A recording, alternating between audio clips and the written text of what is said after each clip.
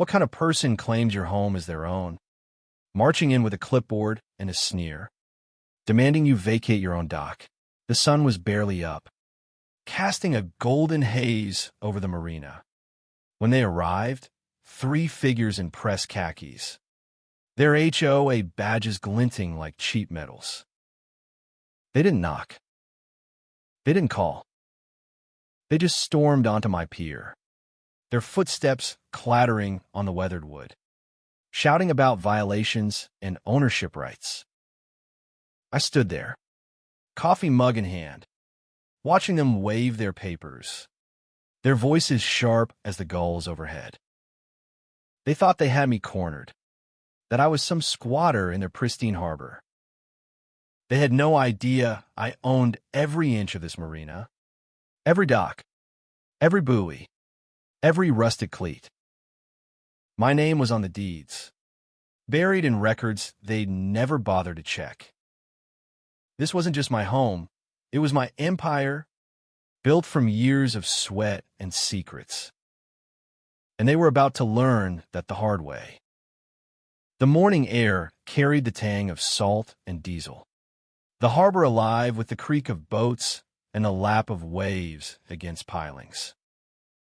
I'd lived here for a decade, in a houseboat tucked at the end of Pier 7, a floating sanctuary I'd crafted from an old fishing vessel.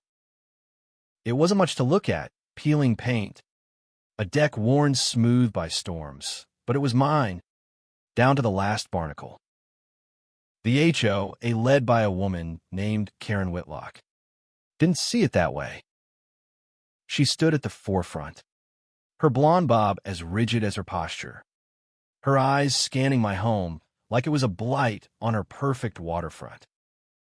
This vessel is in violation of Harbor View Association codes, she declared, her voice cutting through the morning quiet. You have 48 hours to vacate, or we'll have it towed. Her 2 lackeys, Tom, a wiry man with a nervous tic, and Elaine, who clutched her clipboard like a shield, nodded in sync, their confidence unshaken. They thought they were delivering justice. I sipped my coffee, letting the steam curl around my face, and said nothing. Not yet. Karen's heels clicked as she paced my dock, pointing out infractions, a loose rope here, a faded buoy there. She spoke with the authority of someone who'd never questioned her own power, never doubted her place at the top of the food chain. The marina, she claimed, belonged to the Harbor View Association, a self-appointed council of wealthy homeowners who'd moved into the condos up the hill 5 years ago. They'd been eyeing the docks ever since, dreaming of turning this working harbor into their private yacht club. I'd seen their kind before, entitled, oblivious, wielding bylaws like weapons. But this was different. This wasn't just about a houseboat or a single pier. They were after the entire marina, all 30 acres of it, docks, warehouses, even the old chandlery.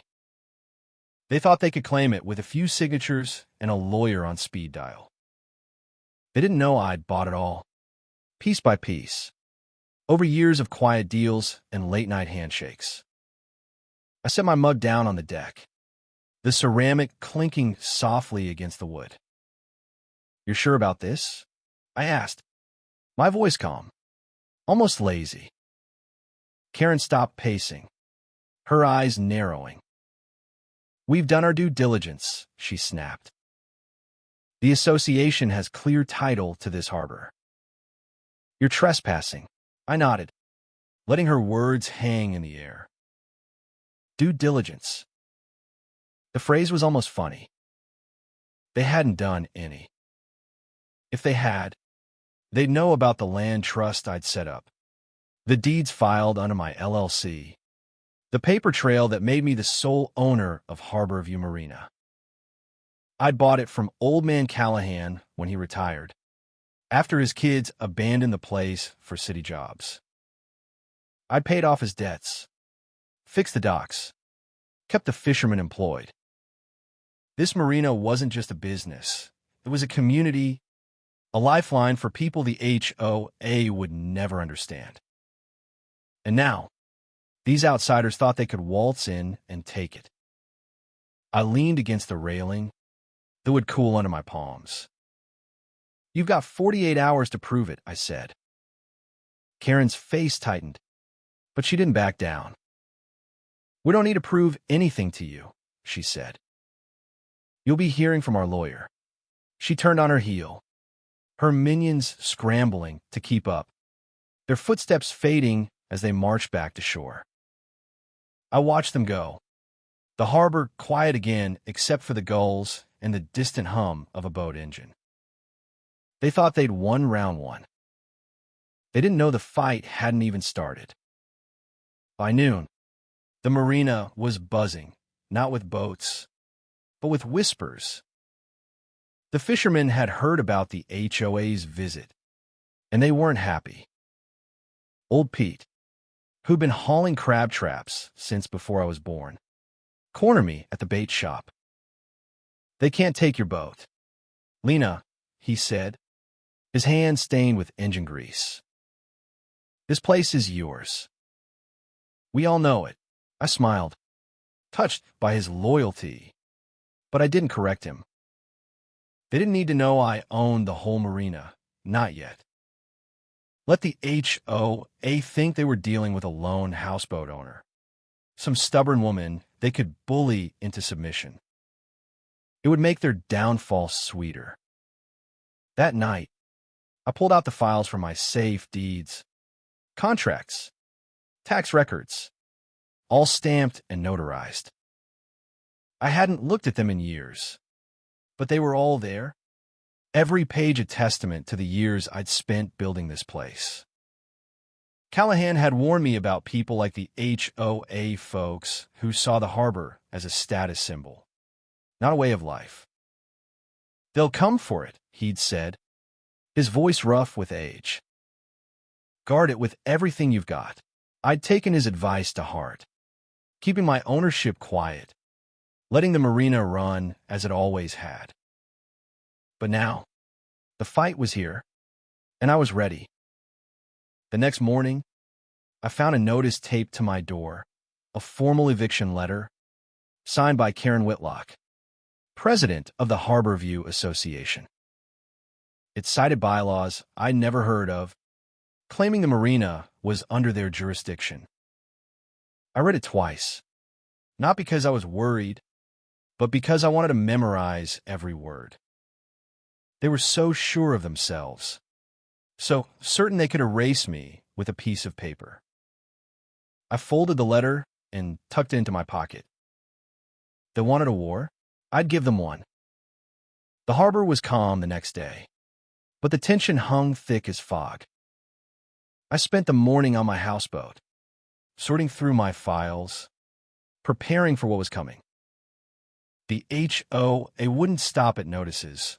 They'd bring lawyers, maybe even the sheriff. I needed to be ready, every document airtight, every angle covered.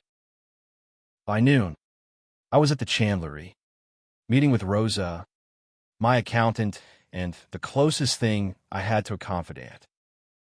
She was a wiry woman with sharp eyes and a sharper tongue, and she'd seen the marina through its darkest days. "They're bluffing," she said, scanning the eviction notice. "No way they've got a claim. But they'll drag this out. Lena, they've got money and time." I nodded, my fingers tracing the edge of a deed. "Let them try," I said. "They'll trip over their own egos." Rosa wasn't wrong about their resources. The Harborview Association had deep pockets, funded by the condo owners who'd turned the hillside into a gated fortress. They'd already tried to strong-arm the fishermen, offering buyouts to clear the docks for their yachts. Most had refused, loyal to the marina's gritty soul, but the pressure was constant. Now, with me in their sights, they'd gone all in. I could almost admire their audacity if it wasn't so infuriating.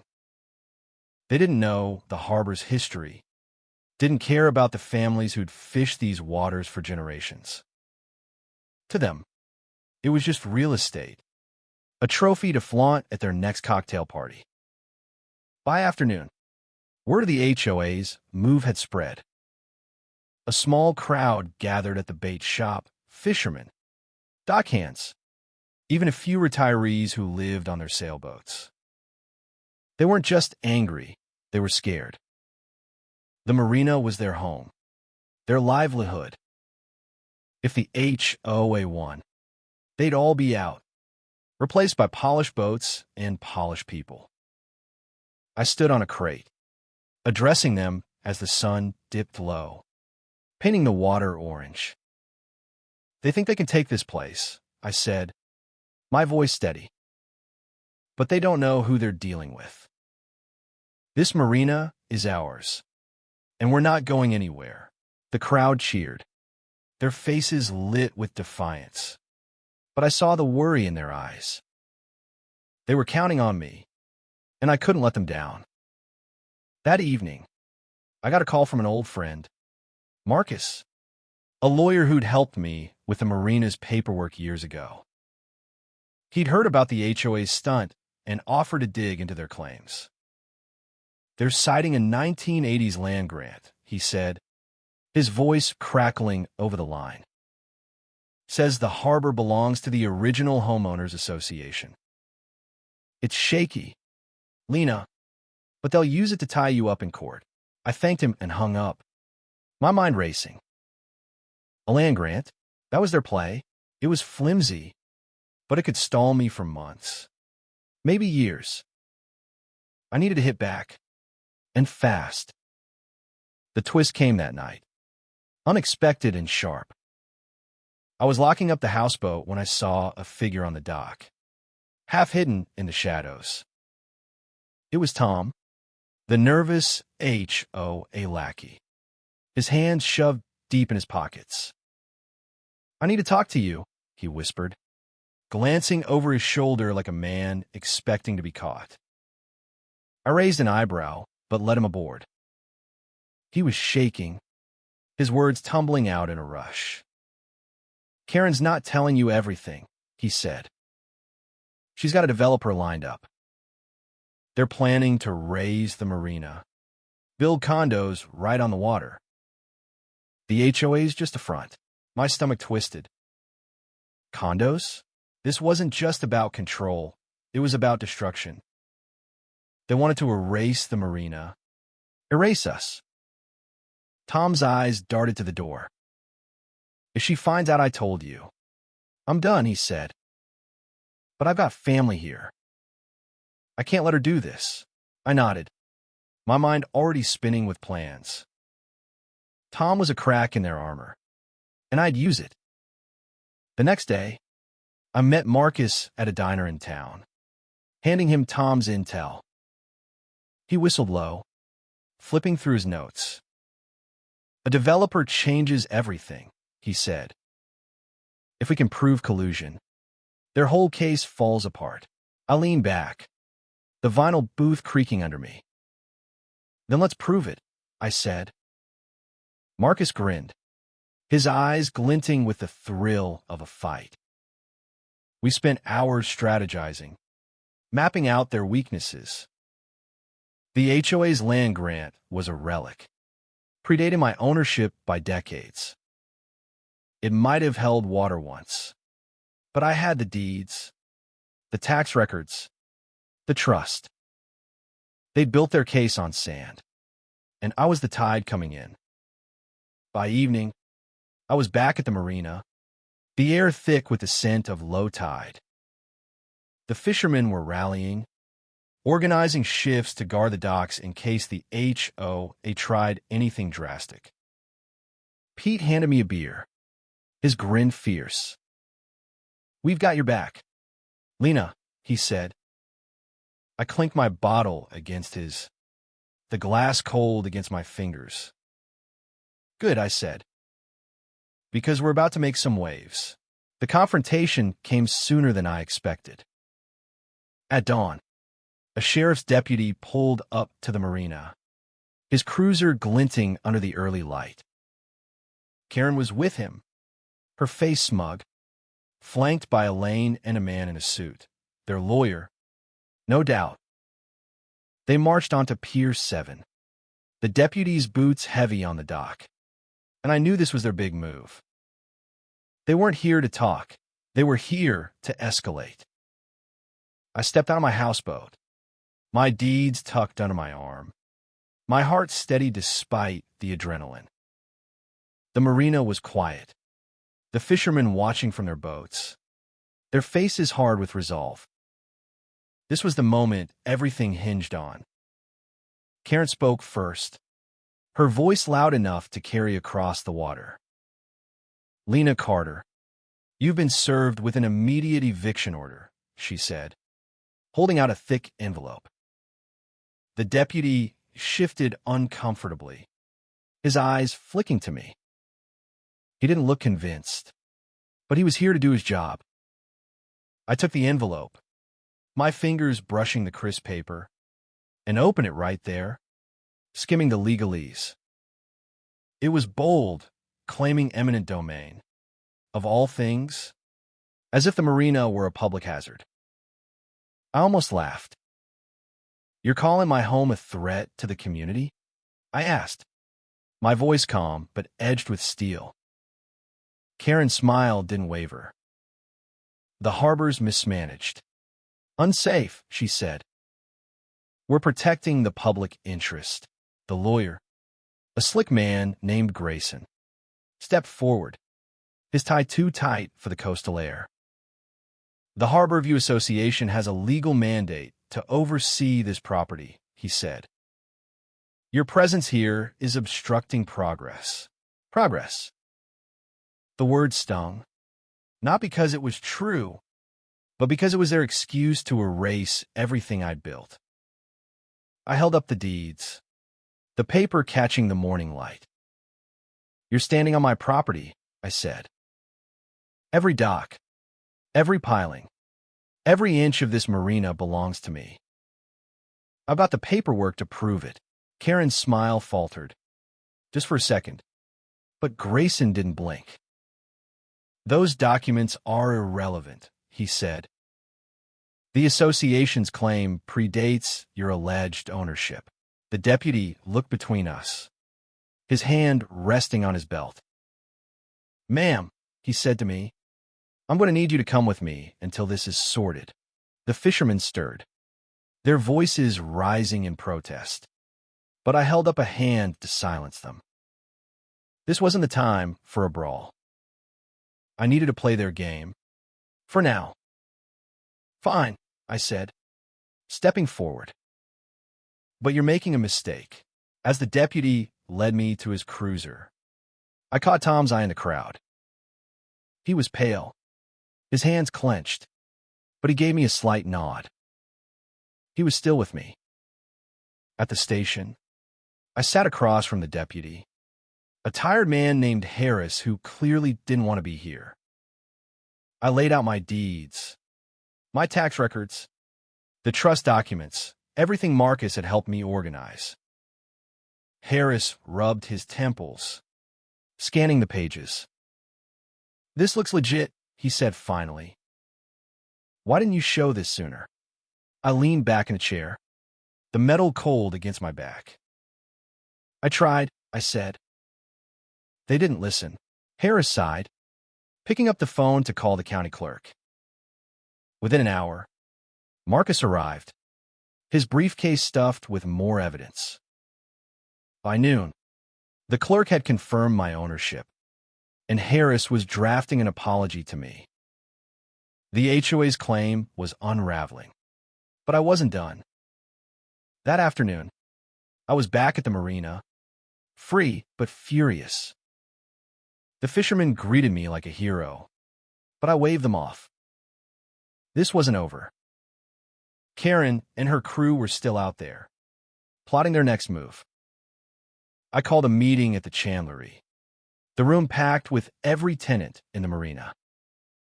I told them about Tom's tip, the developer, the condos, The HOA's real plan. Gasps rippled through the crowd, followed by angry murmurs. They want to tear this place down, I said. But we're not going to let them. We fight smart. We fight together. And we win. The room erupted in cheers, and I felt the weight of their trust settle on my shoulders. That night, Marcus called with news. He'd found the developer's name, Sterling Properties, a corporate giant known for bulldozing communities for profit. They've been funneling money to the HOA, bankrolling their legal fees. It was enough to build a case for fraud, maybe even conspiracy. I thanked him, my mind already racing. The HOA thought they could outmaneuver me with money and lawyers, but they'd underestimated the Marina's heart and mine. The Marina was a fortress now, not of walls, but of will. The fishermen patrolled the docks, their boats ready to block any unauthorized access.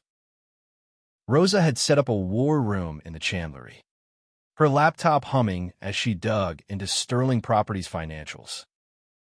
Marcus was working overtime, filing injunctions to freeze the HOA's actions. But I knew it wouldn't be enough to just hold the line. We needed to strike back, expose their lies, and bury their claim for good. The HOA wasn't expecting a counterattack, and that was their mistake. I spent the next day with Tom, meeting in secret at a coffee shop 2 towns over.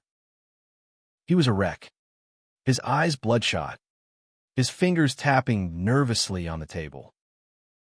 Karen's obsessed, he said. She's been meeting with Sterling's CEO every week. They're promising her a cut of the profits if the Marina deal goes through. I leaned forward, my coffee untouched. Can you get proof? I asked. Tom hesitated, then nodded. I've got access to her emails. But if she catches me, I'm out of a job, and maybe worse. I reached across the table, my hand steady on his. You're doing the right thing, I said. We'll protect you. He didn't look convinced, but he agreed to help. 2 days later, Tom delivered. He slipped me a USB drive with dozens of emails between Karen and Sterling's executives. They laid it all bare: bribes, backroom deals, plans to rezone the Marina for luxury condos. It was dynamite, enough to blow their case apart. I handed the drive to Marcus, who grinned like a kid on Christmas. This is gold, he said. We filed this with the court, and the HOA's done, but I wasn't ready to stop there. I wanted Karen to face the Marina, to see the people she was trying to destroy. I wanted her to feel the weight of her greed. We planned a public showdown, a town hall at the community center overlooking the harbor. I spread the word through the Marina, and by the night of the meeting, the room was packed: fishermen, dockhands, locals who'd grown up on these waters. Karen arrived with Elaine and Grayson, their faces tight with irritation. They thought this was just another formality, a chance to push their narrative. They didn't expect me to take the stage. I stood at the podium, the USB drive in my pocket, my deeds spread out before me. The crowd hushed as I began.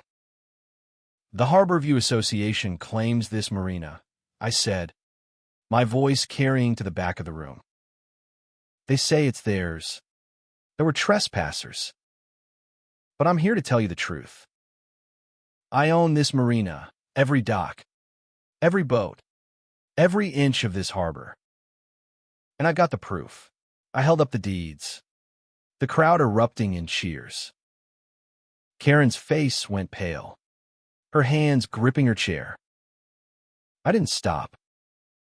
I read from the emails, exposing Sterling's plot, the HOA's corruption, their plan to erase our community. The room roared. anger and triumph mingling in the air. Karen stood, her voice shrill. "This is slander," she shouted. "You have no right to this property." But the crowd wasn't hers. They were with me, their voices drowning her out.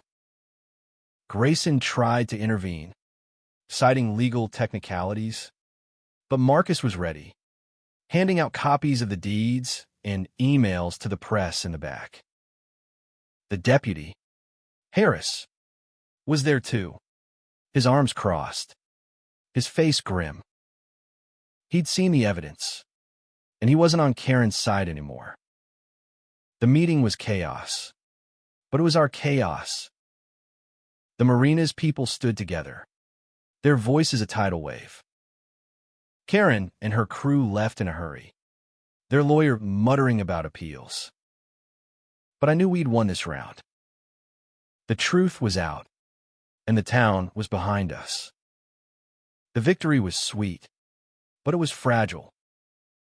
The HOA didn't fold, they doubled down.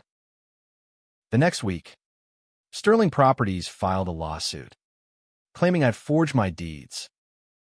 It was a desperate move, but it was enough to drag us into court. Marcus warned me it could take months, maybe years, to resolve. The Marina was safe for now, thanks to the injunctions, but the legal fees were piling up, and the fishermen were getting nervous. I could see it in their faces, hope warring with fear. They trusted me, but they knew how deep Sterling's pockets were. I wasn't about to let them down. I threw myself into the fight, spending days with Marcus, poring over case law, and nights rallying the Marina's tenants. Rosa found more dirt on Sterling, tax evasion, shady permits in other towns. We leaked it to the local paper, and the headlines turned the tide of public opinion. The HOA's reputation was crumbling, but Karen wasn't done. She started a smear campaign, calling me a con artist, a drifter who'd conned Callahan into signing over the Marina. It stung, not because it was true, but because it made the fishermen doubt, even for a moment. I had to prove her wrong, not just for me, but for them. The turning point came when Tom stepped up. He'd been quiet since the town hall, but he showed up at my houseboat one night, his face resolute. "I'm testifying," he said.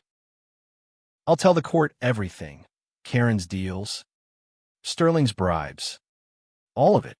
I stared at him, the weight of his courage hitting me hard. "You sure?" I asked. He nodded. "This place is my home, too. I'm done hiding." His testimony was a bombshell, filed with the court the next day. It corroborated the emails, exposed Karen's lies, and tied Sterling to the HOA's corruption. The judge issued a temporary restraining order against the HOA, freezing their claims pending a full investigation. But the real collapse came at the next court hearing. Karen took the stand, her confidence gone, her answers evasive. Marcus tore into her, presenting the emails, the deeds, Tom's testimony. The judge wasn't impressed. "You've provided no evidence of your claim," she said, her voice sharp. "MS. Carter's documentation is clear and undisputed." Karen's face crumpled, her hands shaking as she stepped down. Grayson tried to salvage it, but the case was slipping away. By the end of the day, the judge dismissed the HOA's lawsuit, affirming my ownership of the Marina. The courtroom erupted, the fishermen in the gallery cheering like they'd just hauled in the biggest catch of their lives. Karen and Elaine disappeared after that, their condos listed for sale within a week. Sterling Properties pulled out, their reputation in tatters. The Marina was mine legally, undeniably. But the victory wasn't just about the deeds. It was about the people, the fishermen, the dock hands, the community that had stood with me. We'd fought as one, and we'd won.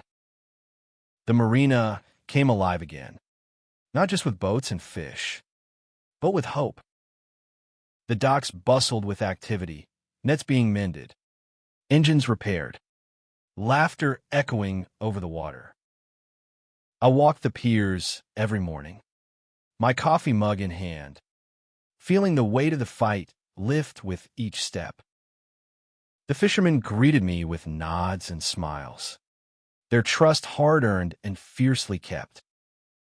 Pete slapped my shoulder one day, his grin wide. "You did it, Lena," he said. "You saved us." I shook my head. "We saved us," I corrected. He laughed, and for the first time in months, the harbor felt like home again. But the scars remained.